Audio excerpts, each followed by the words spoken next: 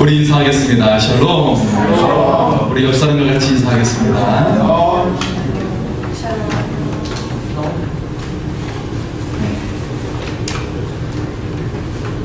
예, 여러분의 얼굴이 해처럼 밝습니다. 예, 해처럼 빛납니다. 네. 자, 어느 가정에 아버지와 아들이 한 번은 사막을 여행을 하게 되었다. 예.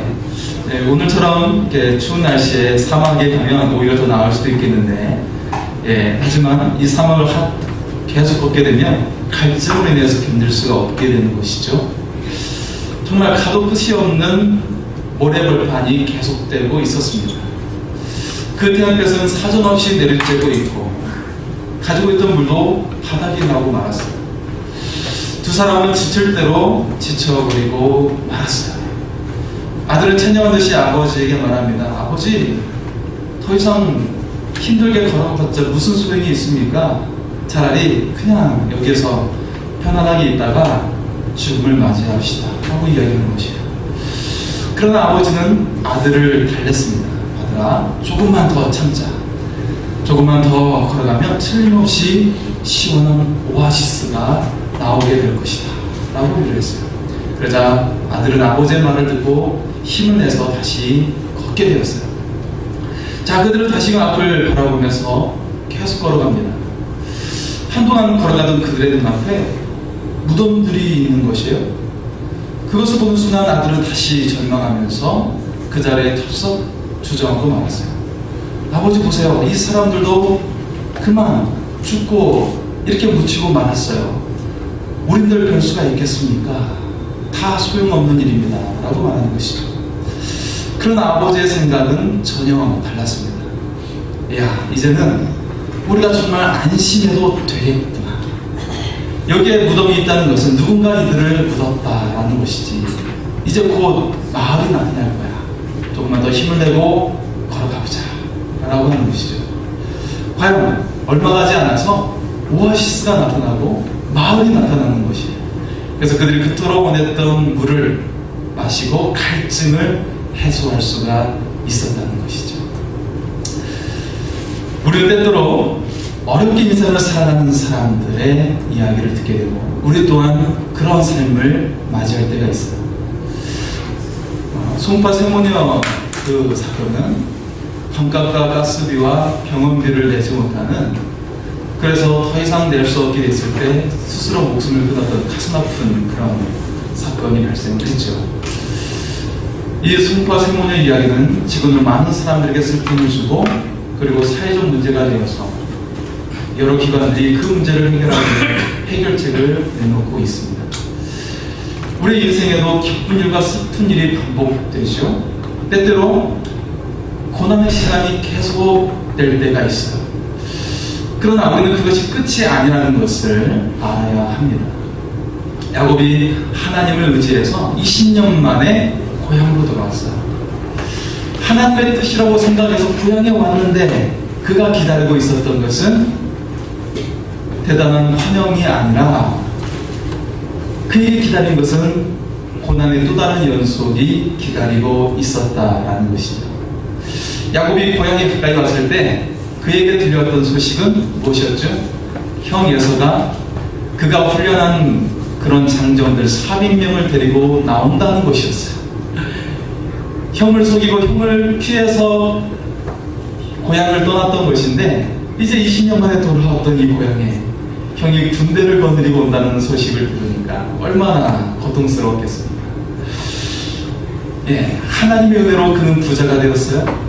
아내를 맞이하게 되었고 아들들 12명과 딸 1명과 또 많은 종들을 거느리고 소유를 거느리고 오게 되는 상황입니다.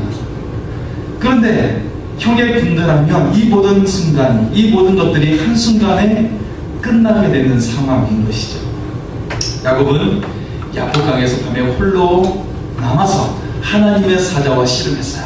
하나님, 어떻게 합니까? 도와주십시오. 인생이 고통의 순간에 하나님을 붙잡고 씨름했습니다. 기도했다는 것입니다.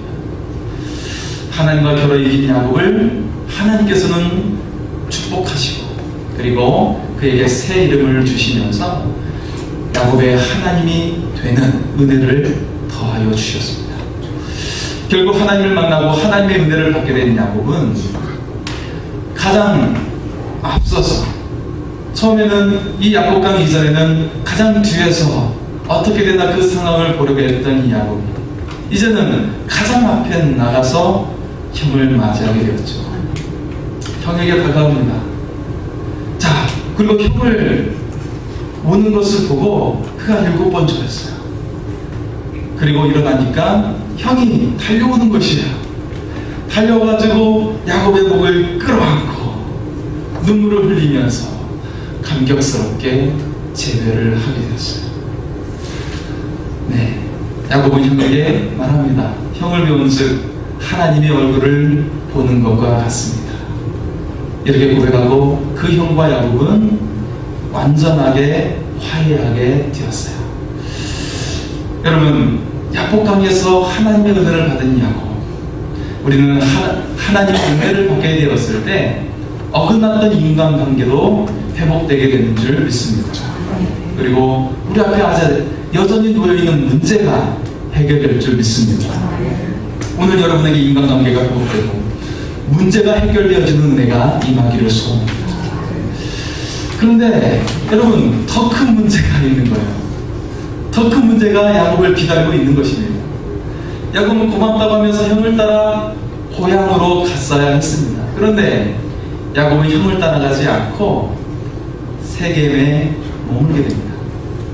세겜에 가서 야곱이 잘 나가다가 그만 빗나간 길을 가고 있는 것입니다. 세겜으로 간 것은 그에게 큰 화근이 되는 것입니다. 여러분, 성경에서 죄라고 번역된 헬라어 하마르티아라는 단어의 의미는 관역에서 벗어나다라는 뜻을 배우고 있어요. 정확하게 말씀에 정확하게 꽂아야지, 내 생각에 이렇게 하면 될 것 같은데 라고 잠깐 빗나가는 것, 이것이 바로 죄라고 말하고 있는 것이 바로 성경에서 말하고 있는 죄입니다. 관역에서 벗어나다. 바로 야곱의 선택이 하나님의 말씀에 정확하게 꽂아서 간 것이 아니라 관역에서 벗어났어요. 빗나간 길로 가고 있어요. 이 빗나간 길이 엄청난 결과를 초래하게 됩니다. 야곱은 순순히 하나님의 약속의 땅에 가지 않고 잠깐 길로 한 이 선택이 돌이킬 수 없는 결과를 초래하게 됩니다. 자, 야곱은 세겜에 머물렀어요. 한번 위기를 넘긴 야곱은 하나님의 약속을 잊게 돼요. 그리고 그에게 하나밖에 없는 딸 디나를 세겜의 족속의 추장 아들이 겁탈하게 됩니다. 세겜 족속은 야곱에게 와서 우리가 서로 통혼하고 너희가 이 땅에 즐거이 거하기를 원한다라고 말했어요. 그런데 야곱의 아들들이 세겜 족속을 속이고 그리고 그들을 진멸시킵니다. 너희가 할례를 받아야만이 우리가 같이 이 땅에 거하고 서로 통혼할 수 있다라고 그렇게 약속하고 나서 그들이 할례하고 남자들이 그 고통에서 머물러 있을 때 그 다음날 그들을 진멸시키는 일을 초래하게 되죠. 여러분, 큰일 났습니다. 이제 야곱의 가족은 한두 족속에 의해서가 아니라 그 주변에 있는 모든 족속들에게 위험의 대상이 되고 말았습니다. 그 주변에 있는 족속들을 같이 연합해서 야곱을 치면 헤어나올 수 없는, 거기에서 살 수 없는 그런 위태로움 가운데 놓이게 되었습니다. 앞날이 까마득합니다. 그 주변 족속이 연합하여 그를 치면 멸족당할 위기 가운데 놓여있는 것입니다. 여러분, 세겜에 거한다는 의미가 무엇입니까? 그것은 하나님께 받은 이제 은혜를 잊어버리고 세속된 삶을 살아가는 것을 말하는 것입니다. 하나님과의 은혜를 잊어버리는 삶이 바로 오늘의 세겜에 거한다는 것을 말하는 것입니다. 야곱은 하나님께 큰 복을 얻게 되었어요. 하나님께서 위험할 때 그의 생명을 지켜주셨습니다. 그가 단신으로 고향에서 나올 때, 아버지의 집을 떠날 때 그 위태로운 삶을, 그의 생명을 하나님께서 지켜주셨어요. 그리고 이제는 20년 만에 고향으로 돌아올 때 그에게 가족을 주시고 자녀를 주시고 종들을 주시고 많은 소유를 거느리고 돌아올 수 있는 은혜를 주셨습니다. 그렇다면 야곱은 처음 나를 만나 주셨던 그 하나님, 베델의 하나님을 향해 나아가야 했던 것입니다. 그런데 지금까지 지켜주시고 고향으로 돌아오게 해주신 그 하나님께 나아가지 않고 야곱은 그 다른 길로 야곱은 갔던 것입니다. 오늘 여러분에게 세겜은 하나님의 은혜를 잊어버리는 것입니다. 어려울 때 도와주셨고, 병들을 때 고쳐주셨고, 위태로울 때 나를 지켜주셨던 하나님, 배고플 때 먹여주셨던 그 하나님의 은혜를 저버리는 것이 바로 세겜에 머문 것을 말하는 것입니다. 세겜은 당장 내 마음대로 할 수 있고 편할 것 같습니다. 그러나 세겜에 머무는 것은 위험한 것입니다. 야곱은 세겜에 거하다가 딸이 겉돌아나고, 그리고 이제 그 주변 족속들에게 자신의 가족들의 생명이 위태로움의 지경에 놓이게 되었습니다. 그렇다면 멸망의 날만 기다려야 합니까? 여러분 어떻게 하겠습니까? 야곱은 자신과 자신의 조부 아브라함이 하나님으로부터 체결된 언약, 즉 너로 큰 민족을 이룰 것이요 가나안 땅을 내 후손에게 줄 것이라는 약속을 생각해 본다면 결코 멸망당할 수는 없는 일이었습니다. 그렇지만 야곱은 눈앞에 보이는 현실의 어려움으로 인해서 언약의 하나님의 말씀이 전혀 떠오르지 않았습니다. 하나님께서는 야곱의 조부 아브라함에게만 언약의 말씀을 주신 것이 아니라 자신의 아버지 이삭에게도 그 약속을 체결해 주셨어요. 단지 야곱이 그것을 기억하지 못하고 있을 뿐이었습니다. 자신의 삶이 너무나도 간절하고 그리고 너무나도 살아야겠다는 그런 열망으로 충만해서 자신이 그 고난과 자신이 그 삶을 이기기 위해서 분주하게 살았던 자신의 모든 나날이었습니다. 야곱은 정말 성실하게 살았어요. 최선을 다하는 그런 삶을 살아왔습니다. 그의 삶을 누구라도 욕할 수 없는 삶이었습니다. 하지만 그의 삶에 하나님이 빠져 있었다라는 것이죠. 이렇게 안절부절 못하는 야곱에게 누가 다가오십니까? 하나님께서 야곱에게 다가오십니다. 오늘 말씀 1절 말씀 다시 한번 보실까요? 함께 읽겠습니다.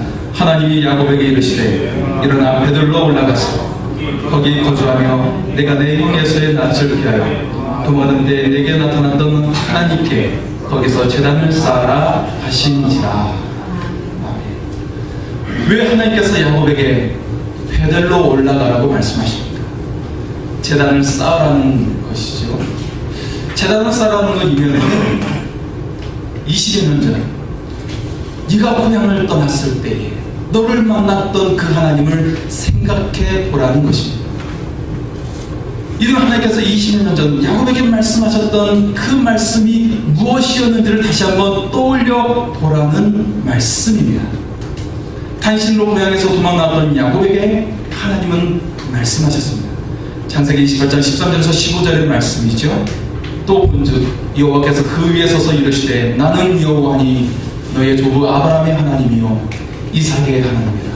내가 누워있는 땅을 내가 너와 내 자손에게 주리니 내 자손이 땅의 티끌같이 되어 내가 서쪽과 동쪽과 북쪽과 남쪽으로 퍼져나갈지니 땅의 모든 족속이 너와 내 자손으로 말미암아 복을 받으리라.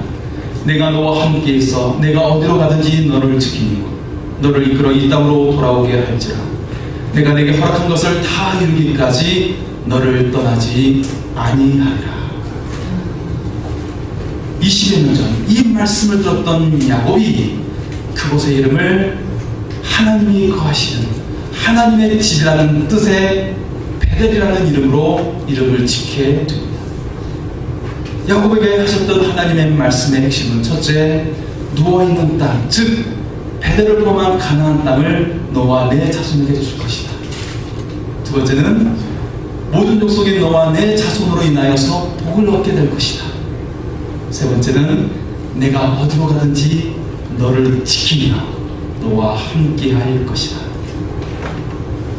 여러분, 홀로 있는 야곱에게 이 말씀이 얼마나 힘이 되고 생명의 말씀이었겠습니까? 여러분, 하나님은 우리에게 오시되 우리에게 말씀하신 하나님이십니다. 어떤 말씀을 하십니까? 우리의 삶을 지켜주시고 우리의 삶을 축복으로 이끌어주시는 말씀을 주시는 하나님이십니다. 하지만 세상은 다르죠? 세상에서는 여러분을 경쟁하고 여러분을 짓눌러서 자기가 일어서고자 하는 사람들로 가득한 것을 볼 수가 있어요. 하지만 하나님은 우리를 세워주시고 우리에게 생명을 주십니다. 창세기 35장에서의 베델에 가서 제단을 쌓으라고 하나님께서 말씀하신 것은 야곱에게 단지 제사를 드리라는 의미만은 아니었습니다. 하나님께서 야곱에게 하셨던 말씀을 다시금 기억해서 용기를 내라고 하는 말씀이었습니다. 우리가 야곱처럼 큰 어려움에 직면해서 낙심하게 되었을 때 지금 내 옆에서 용기를 주고자 하시는 하나님의 손과 하나님의 말씀을 보아야 합니다. 그 하나님의 말씀은 우리에게 전혀 새로운 말씀을 주시는 것이 아니라 전에 나에게 주셨던 말씀을 기억해내라고 하시는 의미인 것입니다. 낙심 중에 있을 때 새로운 말씀을 주시기 전에 주님은 내가 전에 주었던 그 말씀을 기억하라고, 그 말씀의 의미를 다시금 기억해내라고 주님은 말씀하고 있습니다. 야곱에게 인생의 전환점은 야복강에서 하나님의 사자와 씨름한 사건입니다. 야복강에서의 씨름은 전에는 나의 생각과 방식으로 살았던 삶을 이제는 하나님의 언약의 백성으로 살겠다는 변화의 사건, 결단의 사건인 것이죠. 그리고 이런 인생의 전환점을 직접 행동으로 옮긴 것은 오늘 말씀 3절의 말씀이라고 할 수가 있습니다. 우리 3절의 말씀을 함께 읽겠습니다. 시작. 우리가 일어나 베들로 올라가자. 내 환난 날에 내가 응답하시며 내가 가는 길에서 나와 함께 하신 하나님께 내가 거기서 제단을 쌓으려 하노라. 오늘 야곱은 결단하며 말합니다. 우리가 일어나 베들로 올라가자. 오늘 야곱의 말하는 일어나 베들로 올라가자 라는 말씀에 담기는 의미와 축복이 여러분의 삶 가운데 임하기를 소원합니다. 베들로 올라가는 것은 하나님의 첫사랑의 자리로 돌아가는 것입니다. 여러분, 처음 가졌던 이 사랑의 감격, 이 사랑의 감격으로 충만했을 때 그 행복을 여러분 어떻게 표현할 수가 있습니까? 여러분, 첫사랑을 했던 그 감격이 있습니까? 예, 여러분 표정 보니까 언제였더라 라는 표정이네요. 사랑하는 사람은 행복으로 가득 차 있어요. 모든 것이 행복으로 가득하고 아름답게 보이는 것이죠. 모든 사람의 얼굴이 꽃처럼 보이는 것입니다. 우리 옆 사람이 한번 고백할까요? 당신이 꽃과 같습니다. 한번 고백하겠습니다. 당신이 꽃과 같습니다. 자, 베들로 올라가는 것은 하나님을 만난 곳, 하나님과 첫사랑을 나누었던 곳, 그것으로 돌아가는 것을 말하는 것입니다. 그때의 그 기쁨과 감격을 회복하는 것을 말하는 것입니다. 어려울 때 기도 응답을 받았던 것, 병들었을 때 고침을 받았던 것, 문제로 짓눌렸을 때 그 허우적거림 속에 나를 구원해 주셨던 것, 그 구원의 자리로 돌아가라는 것입니다. 야곱은 나의 환난 날에 나를 만나주신 하나님의 첫사랑의 자리로 돌아가자. 이제 그 베들로 올라가자라고 말하는 것입니다. 두 번째로 베들로 올라가는 것은 옛사람을 버리고 하나님의 사람으로 새롭게 변화되는 것을 말합니다. 야곱은 고백으로만 그치지 않고 더욱 적극적인 행동으로 실행하고 있습니다. 2절 말씀에 보면 자기 집안 사람과 자기와 함께한 모든 사람에게 이방 신상들을 버리게 하고 몸을 정결하게 하고 그리고 옷을 새롭게 입으라고 말하고 있어요. 야곱은 하나님께만 예배드림에 있어서 몸만 가서 드리는 예배가 아니라 전혀 새로운 삶의 결단이 필요함을 알았습니다.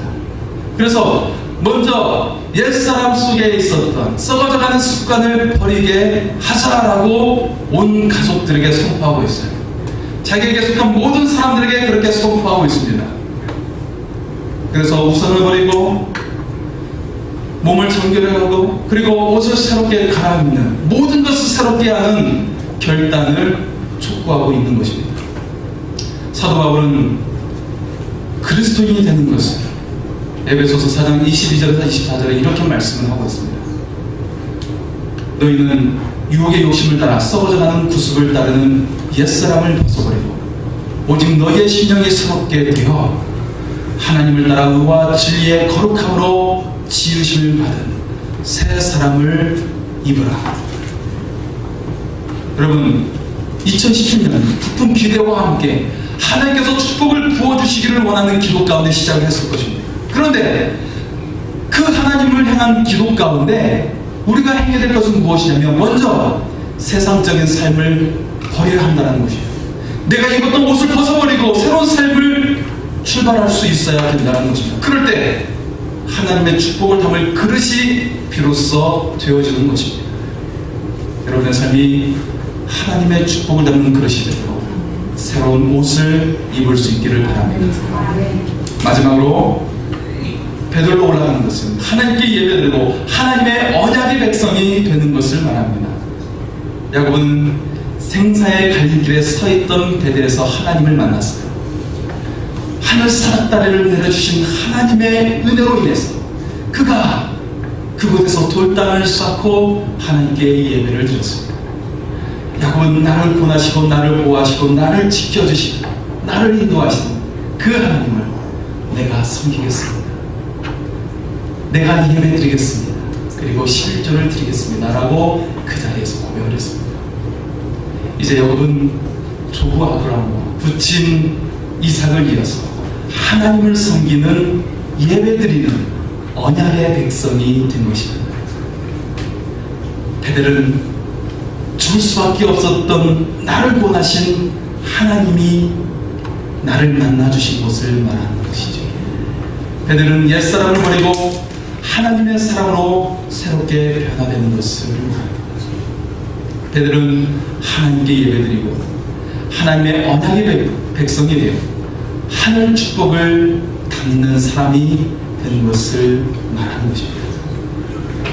우리 삶의 베델로 올라가는 삶의 결단이 있기를 소원합니다. 하나님을 나의 구주로 모시는 그런 예배가 회복되기를 소원합니다. 우리를 구원하시고 천국 백성이 되게 하기 위해서 우리 주님께서 우리의 생명을 대신하여 자신의 생명을 주시기 위해서 오시는 사순절이 이제 수요일부터 시작되게 됩니다. 우리가 하나님의 언약의 백성이 되어서 주님의 사명을 이어받아야 됩니다. 나를 대신해 주신 주님의 사명을 내가 이어받아서 우리 또한 주님께서 하고자 하셨던 영구원의 사명을 우리가 감당할 수 있기를 소원합니다. 한 영혼을 품고 그를 구원하고자 하는 그 사명을 감당하기를 소원합니다. 이번 수요일부터 시작되는 사순절에 여러분 기도의 자리로 나오시기 바랍니다. 그리고 기도의 제목을 분명하게 하시기 바랍니다. 기도의 제목에 분명한 사람 그냥 막연하게 하지 마십시오. 구체적으로 분명하게 하는 그 기도의 제목을 하나님께서 응답하여 주십니다. 여러분 목표도 분명해야 이루어질 수가 있고 꿈과 비전도 분명해야 이루어질 수가 있는 것입니다.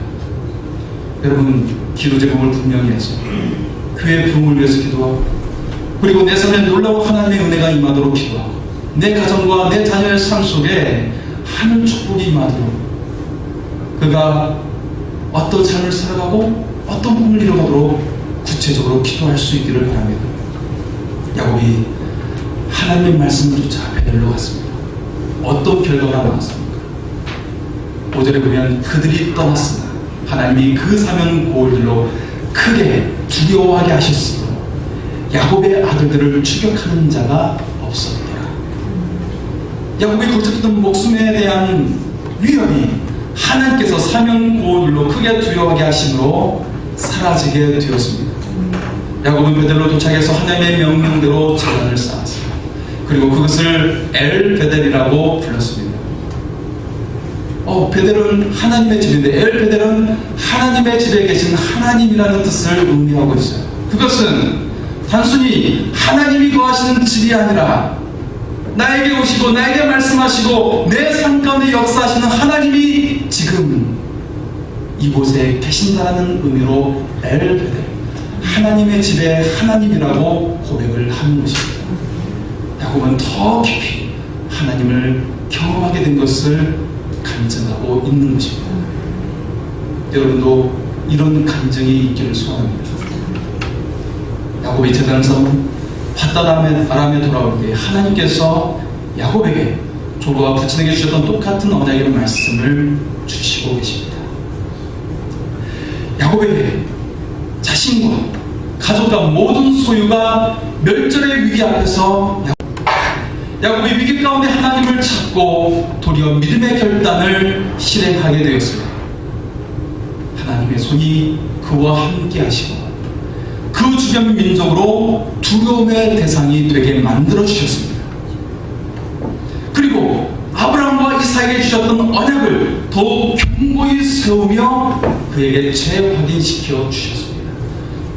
그 축복을 확고하게 다시금 세워주셨습니다.